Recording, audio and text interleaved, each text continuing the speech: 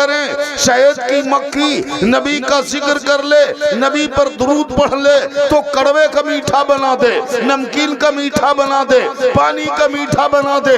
तुम तो नबी के चाहने वाले हो, तुम नबी के मानने वाले हो, तुम नबी के शहदाई हो। अगर तुम भी सच्चे दिल से अगर नबी पर दुरूद पढ़ लो तो तुम्हारी जबान मीठी हो जाए, तुम्हारी बात मीठी हो जाए, तुम्हारी जिंदगी का हर अंदाज मीठा हो जाए, और तुम जिससे जो बात कहने लगो वो बात मानने वाली होगी, वो बात प्यार वाली होगी, वो बात इश्क वाली होगी, वो बात मोहब्बत वाली होगी, वो बात तस्लीम करने वाली होगी। शर्त यह है कि नबी पर सही मोहब्बत के साथ दुरूद। बेशक सुभान अल्लाह।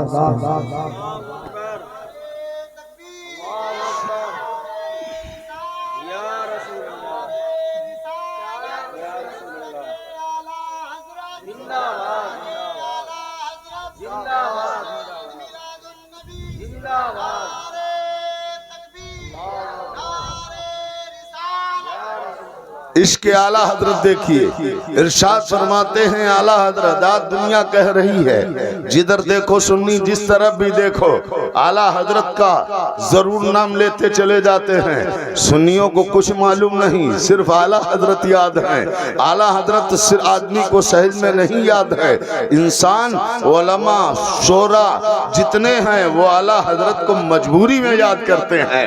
मजबूरी ये है कि दुनिया में बड़े बड़े खुतबा रहे, दुनिया में बड़े बड़े शोरा रहे, मगर मेरे प्यारे इमाम अहमद रजा ने अगर जब कलम उठाया तो नबी की मोहब्बत में, और अगर शायरी में कलम उठाया तो या तो कुरान का तर्जमा करते चले गए, या तो हदीसों का तर्जमा करते चले गए, या फिर कुरान की तफसीर बयान करते चले गए।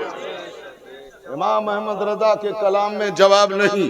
मेरे प्यारे इमाम अहले सुन्नत इरशाद फरमाते हैं, नेमतें बांटता जिस समत वो ज़ीशान गया, नेमतें बांटता जिस समत वो ज़ीशान गया, साथ ही मुंशिए रहमत का कलम दान गया, साथ ही मुंशिए रहमत का कलम दान गया।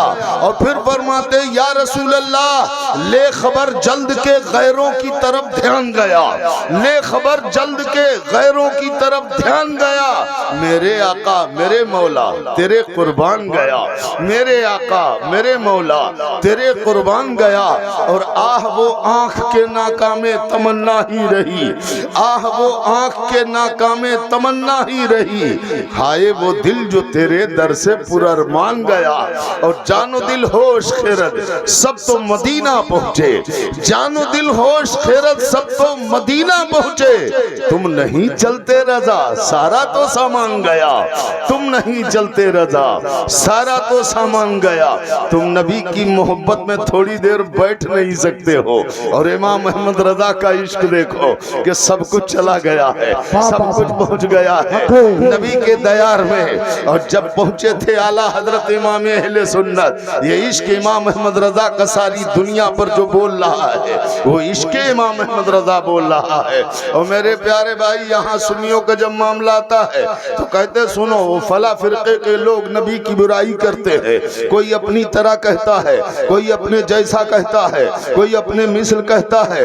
मैंने कहा चक्कर में क्यों पड़े हो, जब वो कहने लगे तो उनसे कह दो हमारा काम कहना नहीं है, हम हदीस पढ़ देना हमारा काम है, तर्जमा कर लेना तुम्हारा काम है, और फिर नबी को पहचान लेना ये भी तुम्हारा काम है कि मेरा महबूब क्या है, अल्लाह का हबीब क्या है, अल्लाह का रसूल क्या है, फरमाने इलाही क्या है। अल्लाह रब्बुल इज्जत इरशाद फरमाता है, क़ाल नस्फी रज़ियल्लाहु तआला अन्हु खलक़ल्लाहु रास मुहम्मदिन सल्लल्लाहु तआला अलैहि वसल्लम मिनल बरकती व ऐनैहि मिनल हयाई व उज़नैहि मिनल गैरती व लिसानहु मिनल ज़िक्री व शफ़ातैहि मिनत तस्बीह व सदरहु मिनल अखलाक़ी व क़ल्बहु मिनर रहमती व कफ़ैहि मिनल करमी व शारहु मिन नबातिल जन्नती व रीक़ाहु मिन असालिहा व लहमहु मिन मिस्किहा व अज़महु मिन काफूरिहा व असनानहु मिनल युमनी व उददैहि मिनल क़ुव्वती फलम्मा अकमलहु अल्लाहु तआला बिहाज़ि सिफ़ती फ़अरसलहु अल्लाहु तआला इला हादिल उम्मत।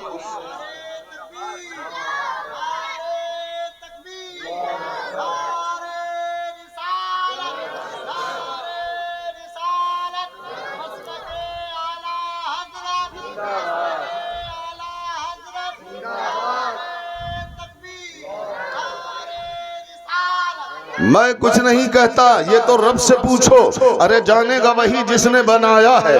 उस रब से पूछो कि ऐ मेरे परवरदिगार तूने अपने महबूब को बनाया कैसे है? क्या दुनिया में कोई ऐसा बना है? तो मेरा रब फरमाता है आदम से लेकर ईसा तक जब किसी नबी को नहीं बनाया महबूब की तरह, तो ये दुनिया वाले कैसे हो जाएंगे नबी की तरह? इमाम अहमद सुनो सुनो, अल्लाह रब्बुल इज्जत फरमाता है मेरे महबूब को किधर से देखना चाहते हो? मेरे महबूब को नीचे से देखना चाहते हो या ऊपर देखना चाहते हो? अगर मेरे महबूब को ऊपर से देखोगे तो अल्लाह फरमाता है वशारहू मिन नबातिल जन्नह, मैंने अपने महबूब के सर के बालों को अंगूर जन्नत मैंने अपने महबूब के सर के बालों को अंगूर जन्नत से पैदा फरमाया। और जब अल्लाह ताला ने अपने महबूब के सर के बालों को जन्नत से पैदा फरमाया, ये फरमान रब का है। उलमा बहुत थे, मुहद्दिसीन थे, मुफस्सिरीन थे, मुहक्किकीन थे, सबकी ज़बानें चुप रही, कोई नहीं बोला। बोले तो सिर्फ बरेली से इमाम अहमद रजा बोले और इरशाद फरमाया तेल की बूंद टपकती नहीं बालों से। आला हजरत फरमाते तेल की बूंद टपकती नहीं बालों से रजा। सुबह आरिज़ पे लुटाते हैं सितारे गेसू, सुबह आरिज़ पे लुटाते हैं सितारे गेसू। अरे कैसा महबूब को बनाया गया। सुनो सुनो, अल्लाह फरमाता मैंने अपने महबूब के सर के बालों को अंगूर जन्नत से बनाया है। मैंने अपने महबूब की भौं को मेहराब काबा से बनाया है। अपने महबूब के होठों को इरशाद फरमाते तस्बीह से बनाया है। जबान को जिक्र से बनाया है। दांतों को यमनो बरकत से बनाया है। सीने को कानों को हया से पैदा फरमाया, आंखों को हया से पैदा फरमाया, कानों को गैरत से पैदा किया, सीने को अखलास से पैदा फरमाया, बाजुओं को कुव्वत से पैदा फरमाया, पैरों को रज़ाए इलाही से पैदा किया और अपने महबूब के तलवों को नूर से अल्लाह ने अपने महबूब को बेमिसाल बनाया। जो नबी बेमिसाल है उसकी बेमिसाली हमारे और आपके सामने है। अब जब कोई बनाया ही नहीं गया, कोई बता दे जिसके बाप दादा लक्कड़ दादा शक्कर दादा कोई ऐसे बनाए गए हो तो अब वो बता दे। मियाँ मेरे महबूब की हालत तो यह है, हमारे नबी की वो शान है कि आप हजरात को तो खुद ही मस्त हो जाना चाहिए। आपको तो बड़े मस्त होके, और ये सुन्नी सुनना नहीं चाहते, बस आते हैं थोड़ा लहरा लेने के लिए। जब बस इनको लहरा चाहिए और जब कोई बात आ जाती है इन्हें जैसा चाहते हैं पढ़ा दिया जाता है, जैसे चाहते हैं बदलने लगते हैं। भैया नबी का आशिक कभी बदलने वाला है? नबी का आशिक कभी बदला है? आज तक तारीख के जुमलों में किताबों में कभी कोई बदला है? जब उनसे कहा जा रहा था कि सुनो सुनो आज तुम फंस गए हो, इसलिए जब तक इस्लाम छोड़कर मशीयत में चले जाओ, जब तक तुम दूसरे के चुंगल में हो। उन्होंने कहा था सुनो यह इस्लाम ऐसा नहीं है कि ये बदल बदल के मामला बदला जाए। हमें नबी ने वो जान पिलाया है कि जिस्म की खाल निकाल ली जाए, जिस्म का गोश्त नोच लिया जाए, ये गर्दनें काट दी जाए, मगर जो जाम रसूले पाक ने पिलाया है वो कयामत तक उतरने वाला नहीं। नबी ने जो जाम पिला दिया वो जाने वाला नहीं। और हमारे जाम इसीलिए चले जाते कि हमारा सिर्फ एक दिखावा है, दिखावा भाई। ये जो मोहब्बतें हैं ये सिर्फ दिखावा है। अगर दिखावा ना होता तो हम अपने नबी के बारे में कम से कम चंद ही बात याद कर लेते। और जब कोई आ जाता इल्म वाला भी तो आप उससे भी कहने लगते कह क्या रहे हो नबी के बारे में, क्या कह रहे हो नबी के बारे में। हमारे नबी वो हैं। कैसे हैं नबी? नबी गैबदां भी हैं और नबी जो चाहे वो अता भी कर सकते, जो चाहे अता कर सकते। अल्लाह के नबी सल्लल्लाहु अलैहि वसल्लम से सहाबा इसलिए डायरेक्ट मांगा करते, आपसे कोई एतराज करे, मगर सहाबा नबी से डायरेक्ट मांगते थे। ये नहीं कहते थे सरकार दुआ फरमा दो, ये नहीं कहते थे अल्लाह के हबीब कैसे मिलेगा, बल्कि उनका अकीदा था जो कुछ मांगो जो कुछ मांगो नबी की बारगाह से सब मिल जाता है। साहबा ने कहा या रसूल अल्लाह अलैहिस्सलातु वस्सलाम, आपके जानिसारों के पास पानी खत्म। या रसूल अल्लाह, साहबा को जरूरत है पानी की, पानी अता कीजिए। पानी नहीं। मेरे आका फरमाते अली कहाँ, अली को बुलाओ। हजरत अली रदी अल्लाह ताला अन्हु हाजिर हुए। मेरे आका फरमाते है अली इस पहाड़ के पीछे चले जाओ, इस पहाड़ के पीछे जाओ। फरमाया क्यों? कहा या रसूल अल्लाह किस लिए? मेरे आका ने इरशाद फरमाया अली पहाड़ के पीछे चले जाओ, उसके पीछे जाने वाला एक हबशी जा रहा है, एक गुलाम जा रहा है, उसके पास पानी का मशकीजा है, अपनी सवारी पर लादे हुए लिए जा रहा है। तुम उसके पास जाओ, उससे जाके कह देना कि सुन चल मेरे आका तुझे बुला रहे हैं, मेरे पैगंबर तुझे बुला रहे हैं, मेरे नबी तुझे बुला रहे हैं, थोड़ा सा पानी दे देना, हमारा भी काम हो जाएगा, तेरा भी काम हो जाएगा। हजरत अली फरमाते या रसूल अल्लाह, मैं समझ गया कि मेरा नबी बड़ा क़ैबदां है, यकीनन मेरे नबी के सामने कोई चीज छिपी नहीं। फरमाया मैं जब पहुंचा, पहाड़ के पीछे पहुंचा, तो मैंने देखा एक शख्स मशकीजा लिए हुए है, अपने खिच्चर पर लादे हुए है। मैंने जब उसे रोका तो रोकने के बाद उससे कहा भाई जरा ये बता दे कहाँ का रहने वाला है? उसने कहा मैं हबशी हूँ। कहा आका है ये गुलाम? तो उसने कहा मैं गुलाम हूँ। कहा मेरे आका जाने वाले पहाड़ के पीछे वालों को ये भी जानते हैं कि कौन आका जा रहा है, कौन गुलाम जा रहा है, और फिर ये भी जानते हैं कहाँ का रहने वाला जा रहा है। मेरे आका ने इरशाद हजरत अली फरमाते हैं मैंने उससे कहा कि तेरे मशकीजे में क्या है? उसने कहा पानी है। कहा चल चल मेरे आका ने तुझे बुलाया है। उस हबशी ने कहा मैं तुम्हारे आका को नहीं जानता, मैं तुम्हारे आका को नहीं जानता, मैं अपने सरदार के लिए पानी लिए जा रहा हूँ। अगर पानी तुम्हें दे दूंगा तो अपने सरदार को क्या दूंगा? हजरत अली ने तेवर बदले, हजरत अली की निगाहें बदली।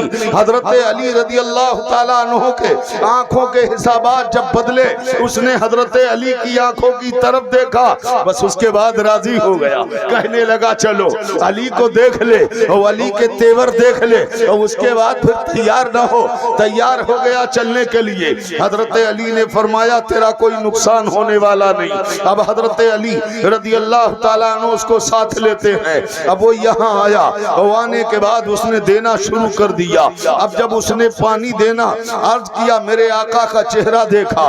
मेरे आका ने फरमाया थोड़ा सा पानी मेरे बर्तन में डाल दे, मेरे जानिसारों का काम हो जाएगा और तेरे पानी में कमी नहीं आएगी। उसने मशकीजा खोला और सबको पिलाना शुरू किया। जब मशकीजे से पानी पीने लगे, साहबा पीने लगे, तो लाइन पीती चली गई। वो ये समझ रहा था कि शायद मेरा पानी खत्म हो जाएगा, मगर सुनियो तुम्हारे नबी है, तुम्हारा अकीदा मजबूत नहीं। और उस हबश वाले का अकीदा देखो, पानी पिलाया जा रहा है, मशकीजे का मुंह खुला है, सहाबा पीते जा रहे हैं, लाइन ब लाइन सहाबा पीते चले गए। जब सारे सहाबा पी चुके तो उसके बाद वो हबशी समझ रहा था अब हमारे मशकीजे में पानी नहीं रहा होगा, मगर सरकार फरमाते हैं इनका पानी इन्हें दे दो। जब पानी उसे दिया गया और उसने मशकीजा खोल के देखा तो एक कतरा पानी कम नहीं हुआ। सारे सहाबा पी चुके मगर पानी कम नहीं है। अब जब उसने देखा है, जब हबशी देख रहा है, बड़े कमाल की बात है, इतने जानिसार पीते चले गए, इतने मानने वाले पीते चले गए, मशकीजे से पानी गिरता गया, मैं आंखों से देखता गया, मगर जब मशकीजा मेरे हाथ में आया है तो एक कतरा पानी कम नहीं हुआ। वो समझ गया ये बड़े कमाल वाले हैं, ये बड़े खूबी वाले हैं, ये बड़े निराले हैं, इन जैसा कोई नहीं है। इतना पानी खर्च कर दे और उसके बाद भी कोई चीज में कमी ना आए। अगर इनसे कुछ कह दिया जाए तो यकीनी तौर पर उम्मीद है कि मामला पूरा हो जाएगा। मेरे आका की तरफ जो वो गहरी निगाहों से देखने लगा, मेरे आका ने फरमाया वो हबशी क्या देख रहा है? फरमाया आप निराले मालूम होते हैं, बड़े शान वाले मालूम होते हैं, बड़े अजमत वाले मालूम होते हैं, बड़े बुलंदी वाले मालूम होते हैं। दिल चाहता है कि कुछ आपसे कह दूं। मेरे आका आलमे वजद में आए, फरमाया कह ले, तू भी कह ले, जो कुछ तुझे कहना है कह ले।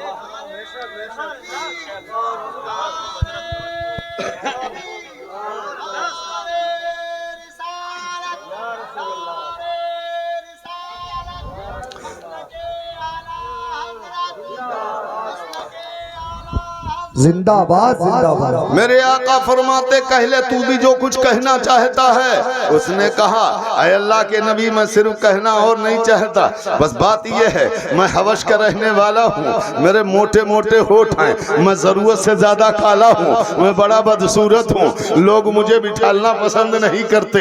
ये मेरी बदसूरती का हाल है कि लोग मेरे किनारे आना पसंद नहीं करते। आप जब इतने कमाल वाले हैं तो और कुछ नहीं मांगता, बस इतना मांगता हूँ कि मैं सुडौल और गोरा हो जाऊं। यार कोई गौरव बनाना किसी का काम है। बड़ी बड़ी क्रीमें तैयार की गई, बड़े बड़े ट्यूब तैयार किए गए। जो लोग गोरा होने के लिए सोच रहे थे ट्यूब लगा के और काले हो गए।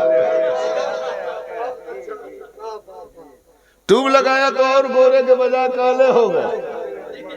मेरे प्यारे ये है दुनिया वालों।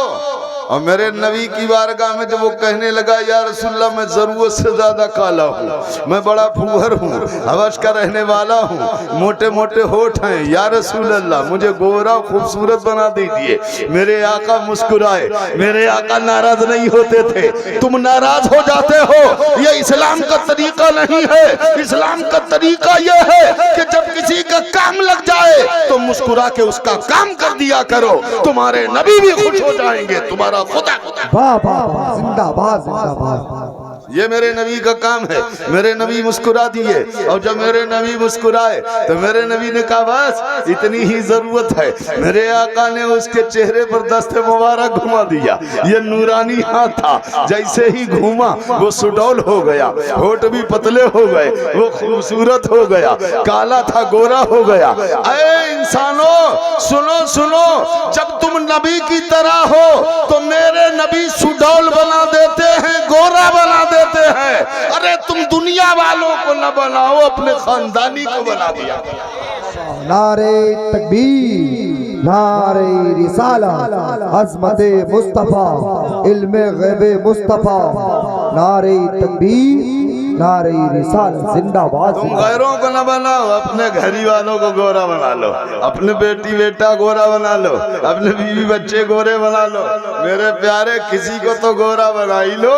मेरे नबी ने अपनों को नहीं, हवश वालों को गोरा बनाया, और सब कहते चले गए गोरा बनाया। लोग कहने लगे बड़े कमाल की बात। फरमाते आला हजरत सब तो ये कहने लगे बड़े कमाल की बात, मगर बरेली से इमाम अहमद रजा पुकार उठे। क्या फरमाया? कौन देता है देने को मुंह चाहिए, कौन देता है देने को मुंह चाहिए, देने वाला है सच्चा हमारा नबी। सिर्फ वो हमारे नबी की शान है, सिर्फ वो हमारे नबी का मर्तबा है, सिर्फ हमारे नबी का वो प्यार है, वो हमारे नबी का इश्क है। मेरे नबी की बारगाह में अपने आए तो अपनों को माला माल कर दिया, गैर आए तो गैरों को माला माल कर दिया। इरशाद फरमाते जब उसने देखा कि हम गोरे और खूबसूरत हो गए, जब उसने अपने आप को देखा तो फिर नबी की तरफ देखने लगा, नबी का चेहरा देखने लगा। मेरे नबी ने फरमाया कोई आरजू और बाकी रह गई है क्या?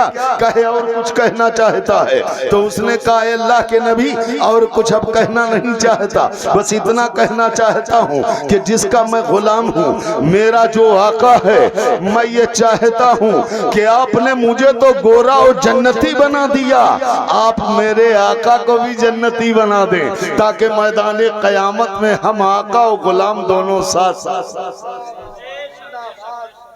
दोनों साथ साथ रहे। मेरे आका ने मुस्कुरा के इरशाद फरमाया जा जा, तेरा आका भी जन्नती हो जाएगा, तेरा आका भी जन्नती हो जाएगा।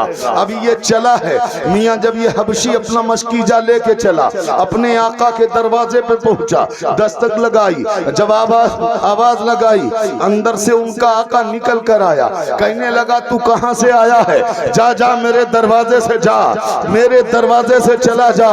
तू कौन है? उसने कहा मैं तुम्हारा गुलाम हूँ। तो वो बादशाह वक्त कह रहा था, उनका आका कह रहा था, इतना गोरा मेरा कोई गुलाम था ही नहीं। उसने कहा कि इतना सुभान अल्लाह, गोरा मेरा कोई गुलाम जब था तक ही टिके नहीं, न थे तो कोई दरवाजा दोस्त छोड़कर न चला था। जा। वाह, वाह, इतना गोरा कोई गुलाम था ही नहीं। उसने कहा हुजूर जरा मस्कीजा देखिए, तो कहा मस्कीजा मेरा है, कहा सवारी देखिए, कहा सवारी भी मेरी है, तो इरशाद फरमाया सवारी तुम्हारी है, मस्कीजा तुम्हारा है, तो मैं गुलाम भी तुम्हारा हूँ। उसने कहा तू ऐसा गोरा कैसे हो गया, इतना साफो शफाफ कैसे हो गया, इतना खूबसूरत कैसे हो गया, इतना हसीन कैसे हो गया। तो उसने कहा सुनो आका, हसीन होने की बात यह है कि मुसलमानों के सरदार, मुसलमानों के आका ने मुझे बुलवाया, मैं उनकी बारगाह में गया, मैंने उनका कमाल देखा कि उन्होंने अपनी जमात को मेरे मस्कीजे से पानी पिला दिया। जब मस्कीजा मुझे दिया गया, मैंने देखा एक कतरा पानी कम नहीं हुआ। मैं समझ गया ये कमाल वाले हैं, मैं समझ गया ये शान वाले हैं, मैं समझ गया ये मर्तबे वाले हैं। अरे अपना नहीं गैर कह रहा था ये शान वाले हैं, गैर कह रहे थे ये मर्तबे वाले हैं। और तुम सुन्नी हो, तुम्हें अपने नबी से मांगना, तुम सुन्नी होकर नबी से मांगना नहीं आता, मगर वो गैर होकर मांग रहे थे मेरे प्यारे। अब उसने कहा, फिर कहने लगे मैंने जब उनकी तरफ निगाह भर के देखा तो उन्होंने कहा कुछ कहना चाहता है। मैंने उन मुसलमानों के आका से फरमाया कि मैं बड़ा बदसूरत हूँ, मैं बहुत काला हूँ, मुझे गोरा बना दीजिए। उन्होंने कुछ नहीं किया, दस्ते मुबारक घुमाया, मैं गोरा होता चला गया, गोरा होता चला गया। फरमाया फिर मैंने उनकी तरफ देखा तो उन्होंने कहा और कुछ कहना चाहता है। मैंने कहा हाँ हाँ और भी कहना चाहता हूँ। कहा क्या कहना चाहता है? उसने कहा आपने मुझे गोरा और जन्नती बना दिया, मैं ये चाहता हूँ मेरा आका भी जन्नती हो जाए ताकि जन्नत में हम दोनों साथ साथ रहे। तो उन्होंने कहा जा जा तेरा आका भी जन्नती हो जाएगा। बस उसका आका खड़ा हुआ, कहने लगा मुझे भी वहां ले चल जहां तू काले से गोरा बना है, मुझे भी उस बारगाह ले चल, मैं भी तैयार हूँ। अब वो चलने के लिए जब तैयार हो जाता है, जब वो चलने के लिए तैयार हुआ तो आगे आगे आका जा रहा था, पीछे पीछे गुलाम चल रहा था। उसने कहा आगे चलो, कहने लगा हुजूर ऐसा कैसे हो सकता है कि मैं गुलाम होके आगे चलूं और मेरा आका पीछे चले। उन्होंने कहा सुन, खिदमत में तू मेरा गुलाम था, आज जन्नती होने में तू मेरा आका है, इसलिए आगे चला चल। सुभान अल्लाह, सुभान अल्लाह। अब आगे आगे वो जा रहा है, नबी की बारगाह में ले गया, मेरे पैगंबर ने कलमा पढ़ाया, इस्लाम में दाखिल किया, उसे भी जन्नती बना दिया, उसे भी जन्नती बना दिया।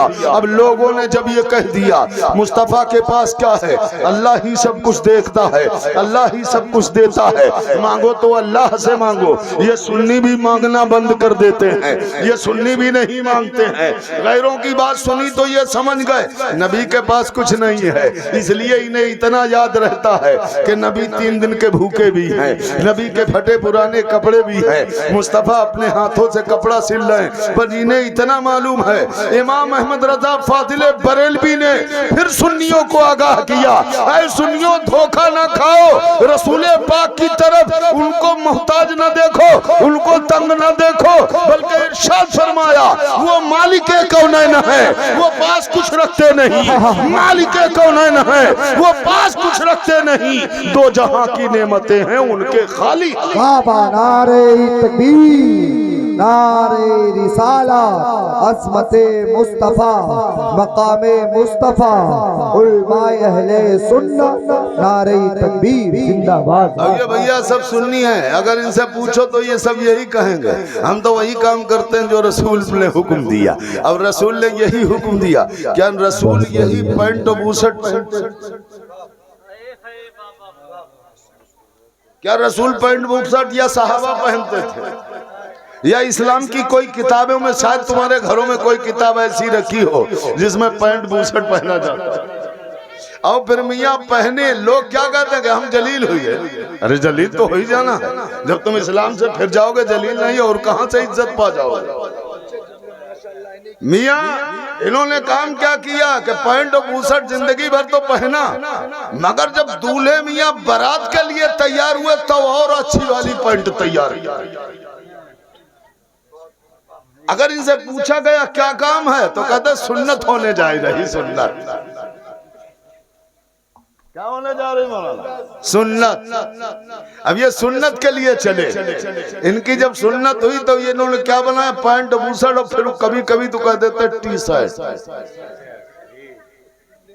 जब यहाँ से चले और चलने के बाद अब दूल्हे मियाँ के सेहरा तो बंधा, मगर नीचे से जब देखा तो पैंट और बूशर्ट। आज भी इन्हें कुर्ता पैजामा याद नहीं आया, आज भी इस्लाम की चीज याद नहीं आई, काम सुन्नत करने चले। और जब ये पैंट बूशर्ट पहन के वहां पहुंचे तो लोगों ने देखा वाकई अंग्रेज आया है। अब इधर तो ये सुन्नत बता रहे हैं मगर उधर अंग्रेज बन के पहुंचे। और जैसे ही दूल्हे मियाँ अपनी ससुराल में वहां पहुंचे वैसे दूल्हे मियाँ को पेशाब लग गया। जब पेशाब लगी तो घर वालों से कहने लगे भैया जरा दूल्हा को पेशाब लगी है, कोई जगह बता दो। तो वो ले गया, उसने ले जाने के बाद एक बाथरूम दिखाया। और जब बाथरूम दिखाया तो उसकी छत नीची थी, कभी बनाया होगा, नीचे से पाट के जब सीट लगा दी तो वो और ऊंचा हो गया, ऊपर की छत नीची थी। इसलिए दूल्हे मियाँ जब वहां पहुंचे तो जब दूल्हे मियाँ को दिखाया तो दूल्हे मियाँ झुक के मुड़िया लचाई के भीतर दाखिल। जब सर लचाया वो अंदर पहुंचे और पहुंचने के बाद बाथरूम में जब पहुंचे तो धीरे से गैर जानकारी से खोलने वाली चीज बटन तो खोल लिया, बैठ के पेशाब कर लिया। और पेशाब करके जब उठे मियां तो छत उसकी नीची थी इसलिए सीधे हो ही नहीं पाए। अब पैंट जैसा मामला अगर पैजामा होता तो कमरबंद बांध लेते, मगर मसला हुआ एक बटन का है। झुके रहे हो, झुके झुके पैंट का बटन बूशर्ट में लगाई दिया।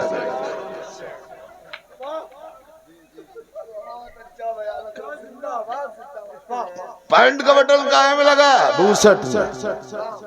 अब बूशर्ट में लगाया, दूल्हे मियां समझ रहा है हमारा बटन फिट लग गया।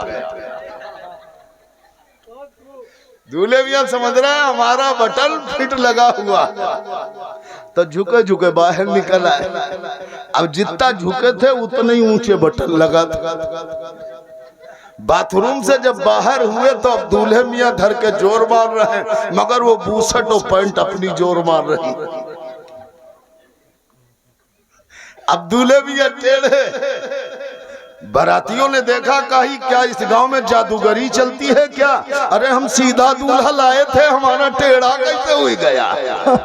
बाबा बहुत खूब बाबा, जिंदाबाद जिंदाबाद। दूल्हा तो सीधा लाए, ये टेढ़ा कैसे हो गया? कहने लगे भैया बारात निकाह करो चाहे न करो मगर हमारा दूल्हा सीधा करो।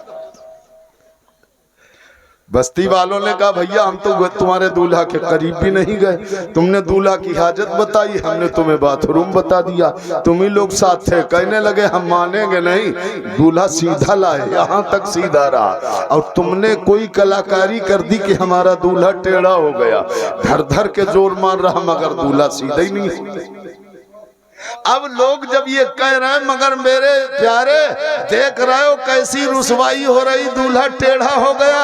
अरे टेढ़ा इसलिए हुआ जब तूने इस्लाम को नहीं तका तो इस्लाम ने तेरी इज्जत को नहीं तका। अगर तूने इस्लाम को माना होता तो जब तक जिंदा रहता इस्लाम तेरी हिफाजत। अरे तकबीर, नारे रिसालत, मज़हबे इस्लाम, अज़मते इस्लाम, पैगंबरे इस्लाम, नारे तकबीर। इस्लाम तेरी हिफाजत करता। मेरे प्यारे अगर आज तूने इस्लामी लिबास पहना होता, इस्लामी लिबास में तू गया होता तो अल्लाह तेरी इज्जत को सलामत रखता। अब लोगों ने कहा क्या बताया जाए? कहा भैया कैसे भी, कहा डॉक्टर साहब को बुलाओ। एक डॉक्टर साहब मिल गए, बड़े होशियार आदमी थे। जैसे ही उन्होंने देखा भाला और उन्होंने झुक झुका के जब देखा तो वो समझ गए बटन गलत लगा है, इसलिए कहने लगे बारातियों तुम्हारे दूल्हे का ऑपरेशन होगा। अब जब दूल्हे का ऑपरेशन की बात आई तो और लाल हुए। कहने लगे कितने दिन आज ऑपरेशन होगा, कितने दिन में ठीक होगा, कब दूल्हे की बारात होगी? आप तो पहले ही दूल्हे की बारात होने से पहले ही ऑपरेशन करा दे रहे। डॉक्टर ने कहा हम उनमें के डॉक्टर नहीं है, हम उसके ऐसे डॉक्टर नहीं। फरमाया कैसे हो? फरमाया हम वो डॉक्टर हैं जब ऑपरेशन करते हैं और ऐसी दवा लगा देते हैं कि जख्म तुरंत गायब। वाह वाह सुभान। कहने लगे डॉक्टर साहब बड़ा मेहरबानी होगी आपकी, हमारा दूल्हा सही कर दो, कह दो पहुंचाओ ऑपरेशन रूम में। अब जब उन्हें ले गए कमरे के अंदर, उसने पहले आंखों पर कपड़ा डाला, दूल्हे मियाँ के कपड़े आंखों में बंद हो गए, उन्होंने फुरेरी लगाई, उनके ठंडी ठंडी पेट पर फुरेरी लगी, वो समझ गए कि ऑपरेशन होने जा रहा। और वो डॉक्टर साहब ने पैंट का बटन खोल के पैंट में लगा दिया, भूसट का काज खाली कर दिया और उसके बाद बाहर ला के खड़ा कर दिया। कहने लगे तुम्हारा दूल्हा कतई सीधा हो गया। कहा डॉक्टर साहब बड़े मेहरबान निकले हो, अगर तुम ना आते तो हमारा दूल्हा टेढ़ा ही रह जाता। इसलिए मेरे प्यारे भाइयों अभी वक्त है, अभी टाइम है, इस्लाम अपनाओ, इस्लाम का कानून अपनाओ। मेरे महबूब का अगर तुमने कानून नहीं अपनाया तो यकीनी तौर पर तुम्हारी रुसवाई होगी, यकीनी तौर पर तुम्हें शर्मिंदगी उठाना पड़ेगी। मेरे प्यारे भाइयों अगर शर्मिंदगी नहीं उठाना पड़ी तो सिर्फ सहाबा को नहीं उठाना पड़ी, इसलिए कि वो नबी के हर कानून को अपने सीने से लगा लेते थे। और जिन्होंने नबी के कानून को अपने सीने से लगाया है अल्लाह ने उनकी भी हिफाजत फरमाई और परवरदिगार आलम ने उनकी इज्जत की। आज देख रहे हो आज हम लोग बड़े खुश हैं और इन मुसलमानों का अजीब हाल, गलतियां एक की नहीं होती, सबकी होती हैं। तकरीबन 4,500 लड़कियां हमारी और आपकी बहन बेटियां गैरों के साथ चली गई। लोग कहते हैं वो खुद ही बहुत मक्कार, अपना कोई ख्याल नहीं, दूसरे की कमियां तलाश कर रहे हैं कि वो लड़कियां ही ऐसी निकली जो चली गई। अरे कुछ तो गलत थी चली गई, कुछ मजबूरी में चली गई। मजबूरी में इसलिए चली गई जिसकी 5-5, 6-6 बेटियां थी। जब उसके यहाँ कोई रिश्ते वाला आया तो रिश्ते वाले ने कहा फला साहब तो मोटरसाइकिल दे रहे थे, और मोटरसाइकिल भी कोई बुलेट दे रहा है, कोई पल्सर दे रहा है, कोई दे रहा है, नई नई गाड़ियों की मांगे हैं। अब उस बेचारे के पास कुछ है नहीं, वो दे नहीं पाया। 10 आदमी रिश्ते वाले आए, कोई आने के बाद तैयार नहीं हुआ। जब तैयार नहीं हुआ, लड़की को मालूम है कि हमारी बिरादरी के 10 आदमी आ चुके, हमारे बाप के पास इतना माल नहीं जो सबका पेट भरा जा सके। पता ये चला कि हमारा रिश्ता हमारी बिरादरी में नहीं हो पाएगा, हमें उम्र भर बैठना पड़ेगा। इसलिए उन्होंने आंखें बंद कर ली और आंखें बंद करने के बाद कहा अगर हमें रिश्ता करना है तो हम गैरों के साथ चले जाएं, यही हमारी भलाई है, वरना हमारी बिरादरी हमें सीने से नहीं लगी। मेरे प्यारे भाइयों ये हाल है, और कोई ऐसी बात नहीं कह रहा हूं, ये पुआया है। मौलाना शाहिद साहब चले गए, पुआए से आगे मैं एक गांव में गया तकरीर करने अभी जल्दी, तो मैंने देखा इधर टोली लगी, उधर टोली लगी, उधर टोली। मैंने कहा क्या हो गया, ये टोलियां लगी हैं मर्दों औरतों की। कहने लगे हजरत 2 लड़कियां पकड़ के आई, एक लड़के के साथ 3 भागी। मुस्लिम लड़कियां काफिर लड़के के साथ 3 भागी एक के साथ। कहा 1 महीने के बाद वो पकड़ के आई हैं। ले जाने वाला हमने कहा 3 कैसे चली गई? कहा उन्होंने उन्हें नहीं देखा, उन्होंने उन्हें नहीं, मोबाइल से सेटिंग हो गई। तीनों को उसने बुला लिया। जब तीनों एक दिन पे पहुंच गई उसने गाड़ी में बिठाला, लेके दिल्ली चला गया। 2 को काफिरों के हाथ बेच दिया और एक जो साफ और शफाफ समझी वो अपने साथ उसने रख ली, और रखने के बाद उसने दिल्ली में सबको फरोख्त कर लिया। मेरे प्यारे भाई ये सिर्फ ऐसे क्यों हो रहे हैं, ये मामलात क्यों बन रहे हैं? अरे तुम इतने मेरे सामने वो मामले आए हैं कि मुसलमान इतना खुद ही जलील हो चुका है जिसका जवाब नहीं। रोना आता है मुसलमानों, कैसा कैसा वक्त आ गया है, कैसे कैसे हालात हमारे हो गए हैं। जब ये मामला सामने आया, ये बातें सामने आई, और उसके बाद जब पूछा ताछा गया, मेरे प्यारे भाइयों, हमें और आपको अपनी इज्जत की हिफाजत करना है। सुनो, अगर हमारी गई तो भी बेटी है, आपकी गई तब भी बेटी है, अगर आपकी है तब भी बहन है, हमारी है तब भी बहन है। इसलिए हमें और आपको बड़े साधारण हिसाब से रिश्ता। अरे नबी करीम सल्लल्लाहु अलैहि वसल्लम हर मामले में तो आपको दीन याद आता है, मगर इस मामले में दीन नहीं याद आता। किसी मौलवी से, इमाम से आपने पूछा है रसूलुल्लाह ने अपनी बेटी फातिमा को क्या दिया? क्या किसी इमाम से आपने मालूम किया रसूलुल्लाह ने अपनी बेटी को कैसा जहेज दिया था? ये क्या आपने मालूम किया कि हजरत उमर बादशाह थे, आपने अपने बेटे के साथ जो लड़की की कितना जहेज लिया था? क्या आपने किसी से मालूम किया कि सिद्दीक अकबर ने अपने बेटों को की है तो उसके बाद उन्होंने कितना जहेज लिया है? ना इस मामले में इस्लाम की कोई बात नहीं। अरे हाल तो ये हो गया है कि रब नहीं चाहता तुम जहन्नमी हो जाओ, मगर तुम खुद जहन्नम में जाने के लिए तैयार हो।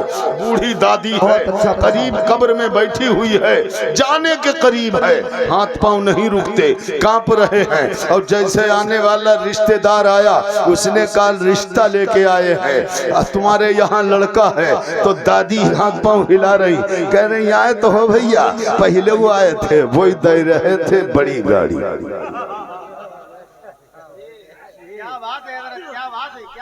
हाथ पांव हिलाया, ऐसे ऐसे नहीं डुगमगा रहे, कान में बड़ी गाड़ी दे रहे हैं। अब इतनी कह के उसे मौत आ गई। अरे जब तुमने झूठ बोलकर मौत मिली है, जन्नत कहाँ रखी? वाह वाह वाह, जिंदाबाद। झूठ बोलकर मौत आई है, जन्नत कहाँ रखी? ईमान की दौलत चली गई है, खजाने ईमान चला गया है। अब जब ईमान का खजाना चला गया तो जन्नत की उम्मीद न रख। इसलिए कहा था इसलिए कहने वालों ने कहा था कि जन्नत की उम्मीद रखता है, जन्नत की उम्मीदें हैं, काम दोज़ख के किए जन्नत का है उम्मीदवार, काम दोज़ख के किए जन्नत का है उम्मीदवार। कसरे जन्नत तो बना है पारसा के वास्ते, जन्नत बनी है नेकोकारों के लिए, अच्छों के लिए। मेरे प्यारे भाई, अब ये हालत हो गई है कि मौत कैसे आ रही है, कैसे वक्त में आ रही है। अरे तुम तो अपनी जबान थोड़ी देर के लिए चुप रखती। नियम मामला ये होता है, हर आदमी वाकई नेकी करता है, अपनी औलाद सबको प्यारी होती है, सबको अपनी औलाद से मोहब्बत होती है, मगर मोहब्बत का मामला अजीब होता है। और ऐसे ऐसे हमारी माँ बहनें तो ऐसा फतवा पेश करती हैं जैसे मालूम होता बरेली के मुफ्ती आजम हिंद का फतवा लेके आई, ऐसी तशरीह करती। क्या तशरीह करेंगी? किसी का इंतकाल हो गया, औरतें आ गई तो घर वाले तो रोते ही भैया, जिसके घर का चला जाता। अब जब रोने लगी तो औरतें आ गई, उन्होंने कहा आपा रोइयो ना, मुर्दा गुनहगार हो जाता है। रोए ये गुनहगार मुर्दा। फतवा बहुत अच्छा, रोइए और गुनहगार मुर्दा। हमने कहा तुमने कौन सी किताब में देखा? तो बताती हैं अरे भाई बुआ बताती रहे, तो बुआ तगड़ी वाली मुल्ला नहीं हुई।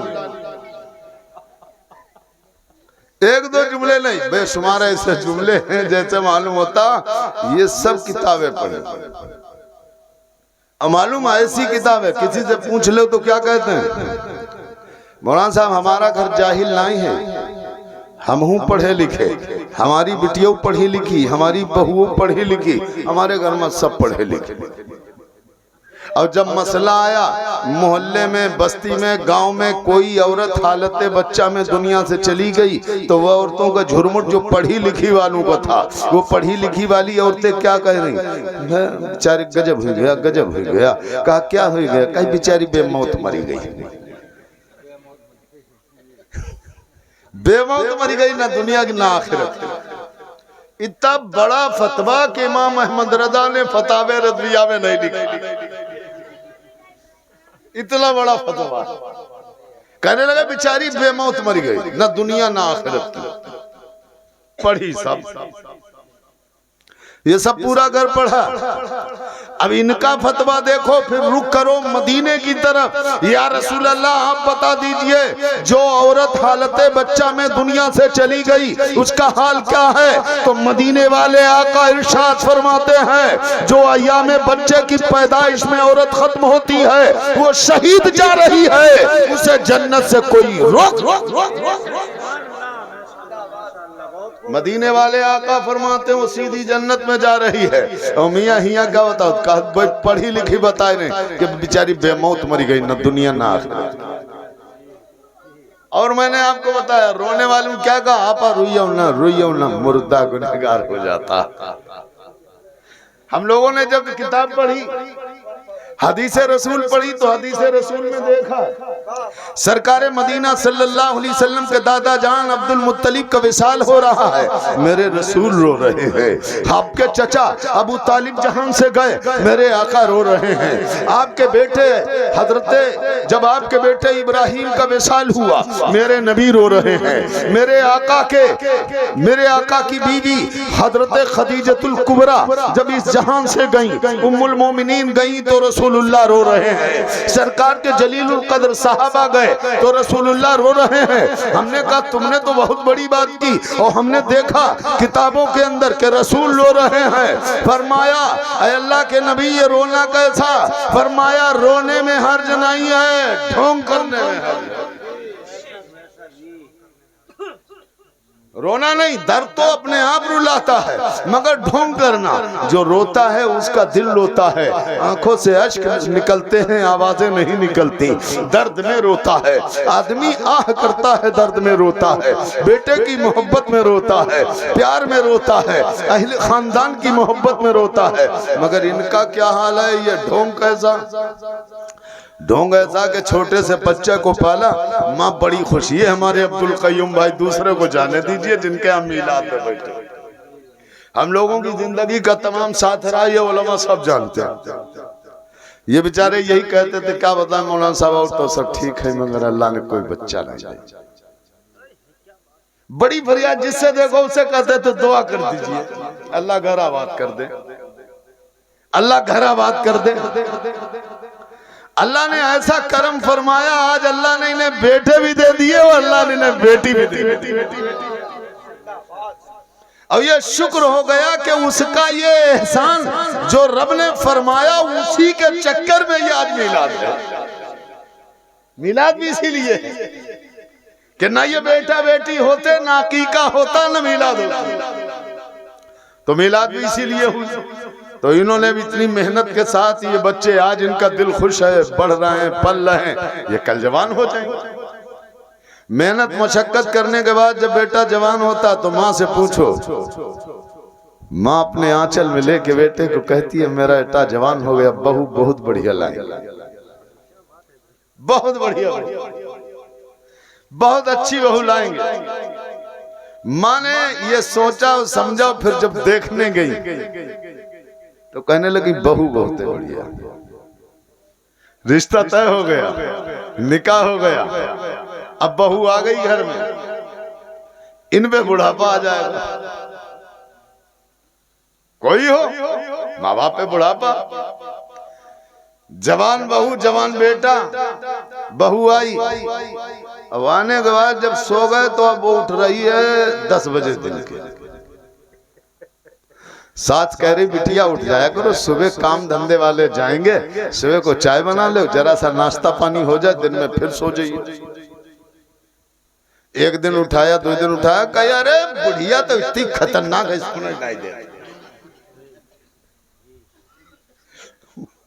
कहीं बुढ़िया इतनी खतरनाक, सोना ही नहीं देते, जिंदगी तंग है बुढ़िया, जरा लेट जाओ सवेरे खड़खड़ा लगत बुढ़िया, बुढ़िया तो नहीं दावत, बुढ़िया जगाई दे। इतनी प्यार से लाई, उसका जवाब देखो। अच्छी बहू करके लाई, उसका हाल देखो। मोहब्बत के साथ लाई, उसका हाल देखो। जेबर बड़े से बड़े ले गई, कहते ना मालूम साथ क्या कहती, कहा झाले वाले तो बड़े लिए कहने झाले वाले तो नहीं, बहू के लिए झूमर होना चाहिए। एक झूमर नहीं, दोनों तरफ वाला झूमर हो। सास बड़ी हसरत भरे घूम रही।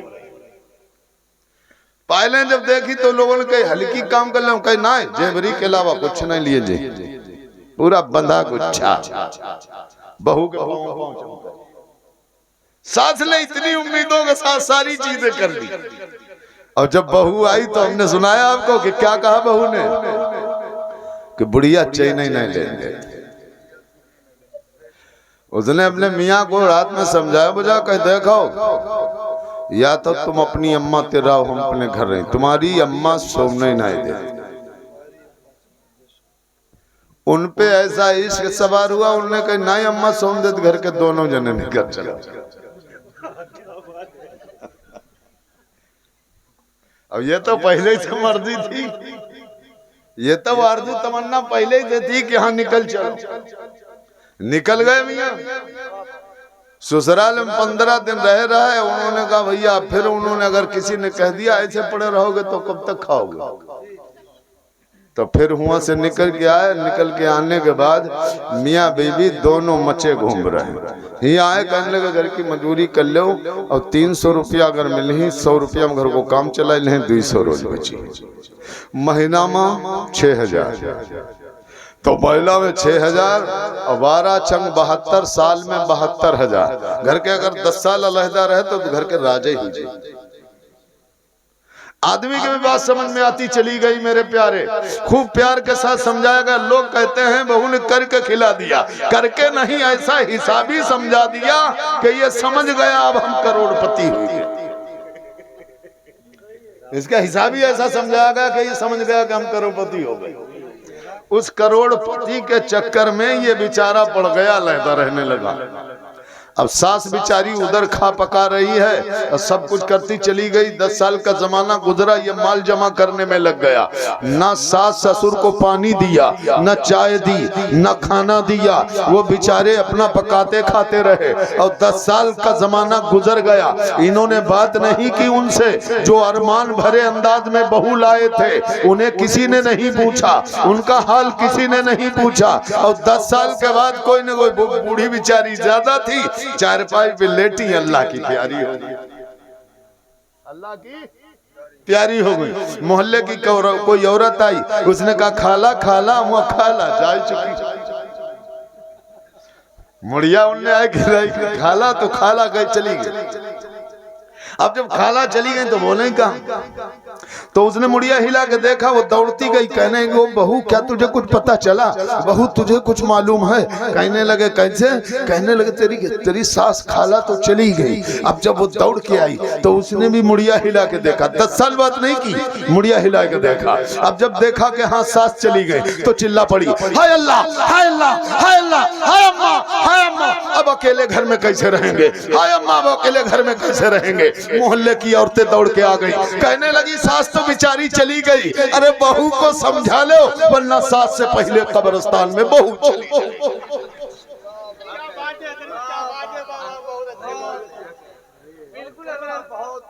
कल छुपाओ जल्दी बहू को, अगर बहू को तुमने छुपाया नहीं तो सास से पहले कब्रिस्तान में चली जाएगी बहू। मेरे प्यारे 10 साल तक जिसने पानी के लिए नहीं पूछा, खाने के लिए नहीं पूछा, आज वो कह रही अम्मा अकेले घर में कैसे रहेंगे। तो ये है ढोंग। कसम अल्लाह की, जैसे आज ये रो रही है, अगर इसने सास से अगर इसी तरह मोहब्बत की होती तो रोने की जरूरत नहीं थी। अगर ये मोहब्बत कर लेती तो यकीनी तौर पर इसे जन्नत से कोई रोक इसे जन्नत से कोई रोक नहीं सकता। रात दिन आपको बताया गया, मौलाना हो, मौलवी हो, मुफ्ती हो, कोई हो, सरकार ने सबके लिए बताया कि तेरे बाप पढ़े लिखे हो चाहे ना हो, निपट जाहिल हो, मगर तेरी जन्नत माँ बाप के कदमों के नीचे। बहुत अच्छा पैगाम, जन्नत माँ बाप के कदमों के नीचे है। और मेरे प्यारे, मेरे नबी ने ऐसे नहीं बताया, कर कर के बताया। सरकार मदीना सल्लल्लाहु ताला अलैहि वसल्लम मस्जिद नबी में तशरीफ फरमा है।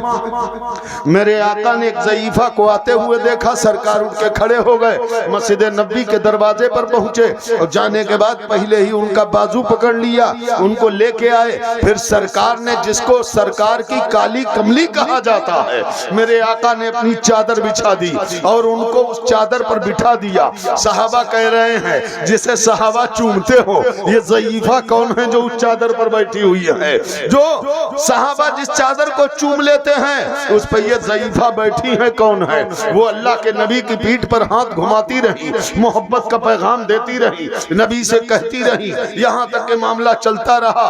और वो उन्होंने जाने का जब फिर इसरार किया, मेरे आका पहले ही खड़े हो गए। तो खड़े होने के बाद नबी ने मस्जिद नबी के दरवाजे तक उन्हें पहुंचाया, सलाम किया, उसके बाद वो चली गई। सरकार फिर घूम कर आए, साहबा ने पूछा, या रसूल अल्लाह, ये ज़ईफा, ये बूढ़ी कौन थी जो आपकी चादर मुबारक पर बैठी थी? मेरे आका फरमाते हैं, साहबा तुम जानते नहीं हो? कहा, या रसूल अल्लाह, अगर जानता होता तो पूछता कैसे? मेरे आका ने इरशाद फरमाया, ये हजरत हलीमा है जिन्होंने मुझे दूध पिलाया। नारे तकबीर, नारे रिसालत, अज़मते वालिदैन, नारे तकबीर, जिंदा हो। मेरे आका फरमाते हैं, ये हजरत हलीमा है जिन्होंने मुझे दूध पिलाया। नबी ने कद्र करके बताया, जब दूध पिलाने वाली से ऐसी मोहब्बत की जाए तो मेरे नबी ने फरमाया, जो माँ पैदा करती है, दूध पिलाती है, उस माँ की कद्र कैसे होना चाहिए, उसकी इज्जत कैसे होना चाहिए, उसकी अजमत कैसे होना चाहिए। इसलिए मेरे प्यारे भाइयों, सुभान अल्लाह, माशाअल्लाह, तो इसलिए मेरे प्यारे भाइयों, सुनो सुनो कैसी अजमत होना चाहिए। फिर मेरे नबी पाक सल्लल्लाहु ताला अलैहि वसल्लम, हजरत आयशा सिद्दीका तमाम मोमिनों की मां अर्ज करती हैं, फरमाती, हम लोग हज बैतुल्लाह के लिए जा रहे थे। इरशाद फरमाया, जब हम हुज्जतुल वदा में पहुंचे तो मैंने देखा कि नबी रोने लगे। क्या नबी फरमाते हैं कि जब हजरत आयशा फरमाती हैं कि जब मैं हुज्जतुल वदा में पहुंची तो नबी रोने लगे। जब मेरे